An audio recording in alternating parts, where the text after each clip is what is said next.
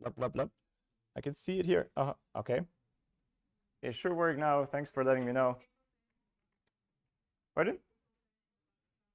Yeah, yeah. It's the one time I wasn't watching. Yeah, thanks for flagging this. I think that was when I reconnected the USB hub, it switched to that audio. Well, there's always the recordings from last year. They are very similar. Okay, back to deletion in heaps, or the sync operation. We've put the 70 up here, which fixed this one violation to one child. It actually fixes this violation too, but it created potentially a new one over here. In this case, the other child's fine, but as I said before, this is not good enough. So we'll have to find another one round and move the bigger child up again. And so I think we can just squeeze that here.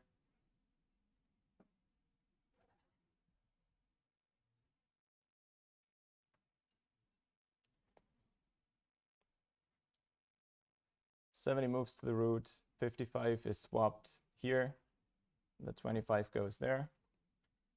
And now all the edges are good again. Okay. So we've repaired the heap order and removed one element from the heap. That's how that works. I don't think I have an example for changing the key, changing the priority of a key, but you can actually do it the same way. You look where it currently is, you change its key, and then you let it swim up or down. There's the last thing I want to mention, because this is what separates the heaps from binary search trees later.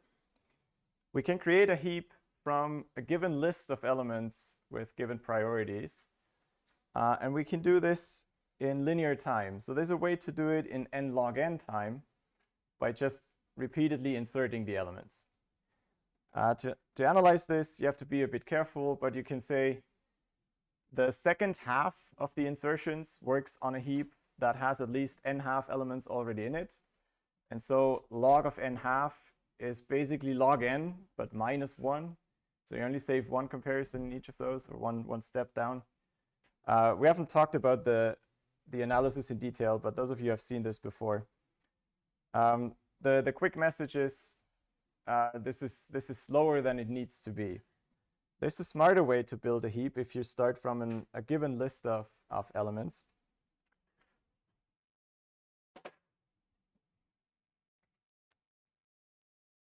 And that's to start with single elements and build the heap bottom up. So you start with elements like this. That is a heap of its own. And there's some key in it that I'm not drawing. Okay? And you do this for all the second half of your input. Make it a nice one. Let's say we have exactly a. The power of 2 is convenient. So these are heaps of height 0. They're just a single element. Now I can fuse 2 of these together to a bigger heap by letting this element sink down. And I do this with the others as well. I also let those sink down.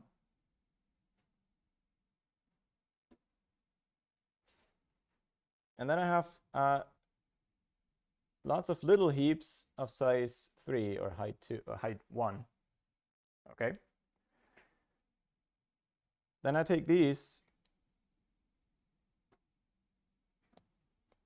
and I add another node to 2 of them and fuse them again by letting this one sink in the resulting heap. And same here. What I get from that is 2 bigger heaps. And then one last time,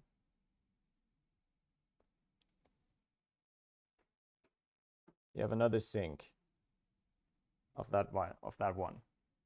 So these are all the original elements of the array, right? So the the singleton heaps you start building is just the second half of the elements. Then you take a few more elements that are from your original list of elements and make them the roots of these 3-element heaps, the little cherries. And then you take 2 more elements to put as the new root of the fused heap of the next height, and so on. That's the way this algorithm works. And we'll see that this runs in linear time.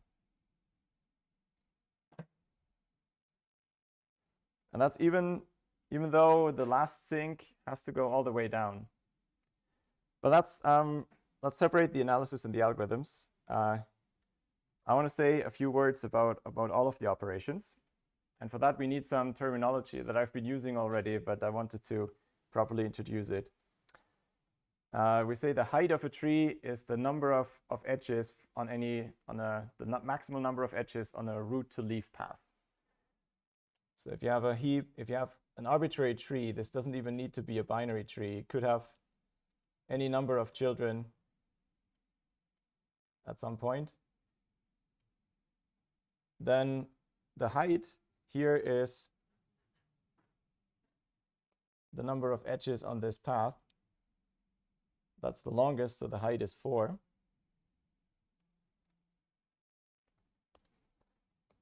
And the second notion is the concept of levels or depth.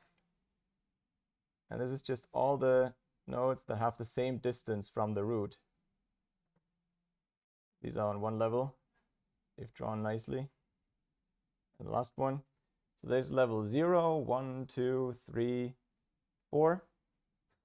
So you could also say the height is the maximal depth of any node.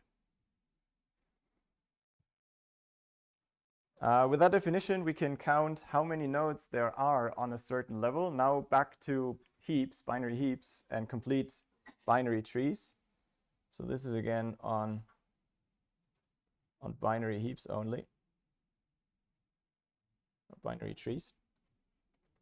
If you fill up the levels completely, then the first level 0 is just a single node. Level 1 is 2 children, and it doubles each step, right? So you get a power of 2. Is that a question? For heap construction, you tend to use the level 0 as the bottom of layer, whereas for while you have to calculate the height or the depth, you tend to calculate 0 from the top. That's right. Yeah, okay, so if you're given a tree, the levels are counted from the root downwards.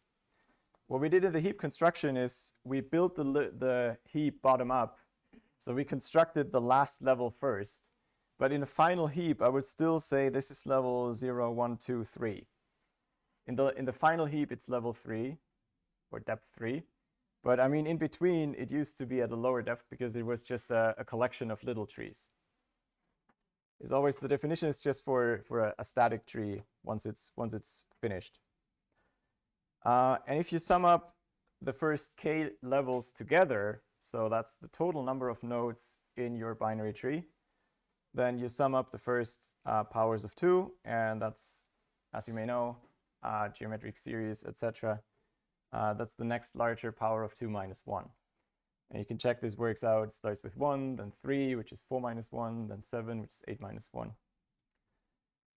What does this mean for binary heaps? If I want to put n elements in my heap, I have to make sure that I'm filling levels completely, right?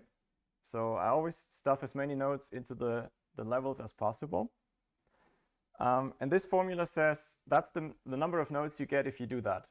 And I need that this number is at least n, otherwise I can't put all my nodes in this tree. So what I want is this sum, or rather this, which is the same, should be at least n. And that turns out that the k that minimizes this, so the smallest k so that this is true, is log n rounded down. So a heap that contains n elements will have this height. It will have levels 0 up to this number. Why is that important? It's important because the height of the tree dominates our running time in all the operations.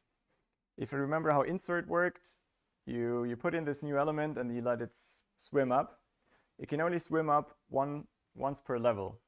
You never go back down. So you need 8 steps at most. It might stop early, but in the worst case, it goes up to the root. And you use age comparisons in this case as well. If you remove the maximum, it was slightly more complicated, but still you let this sink down and it goes down 1 level each time. So you do at most 8 such steps.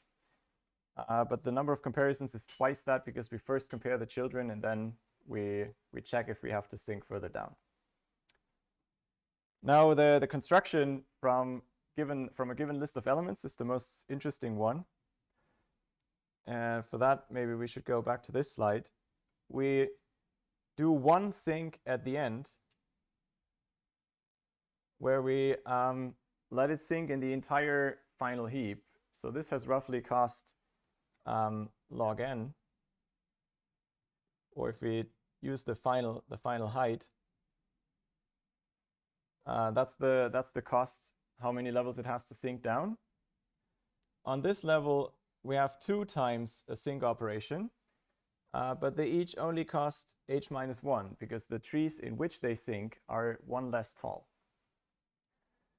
On the next level, I have 4 sinks, but they're on h-2 high trees. And you keep going like this until at the bottom level you have many sinks, but they're all doing nothing.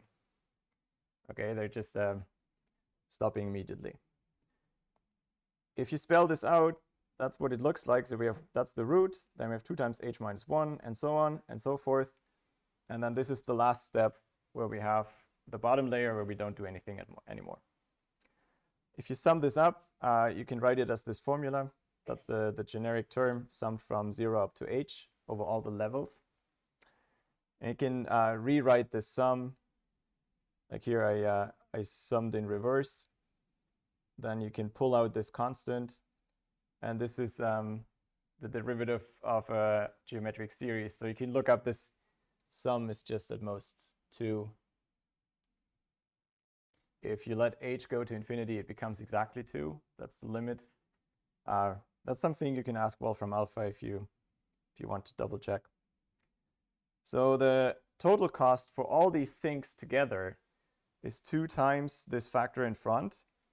And remember, if you plug in this log, then 2 to the log, that cancels again just to n. So we need the cost for building the heap is just this 4 times n, so linear in the number of elements. Whereas if you did n times the insertion, you would have in the second half, after you've done the first half of insertions, you have a heap that contains at least n half elements. So it has height h-1 already. And then you do n half more insertions with that height. So that part already gives you n log n with some constant in front.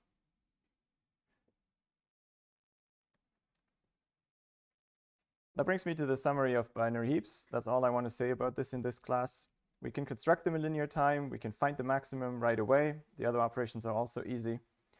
And the others all have time dominated by the height, which is logarithmic in n, by the algorithms we've seen.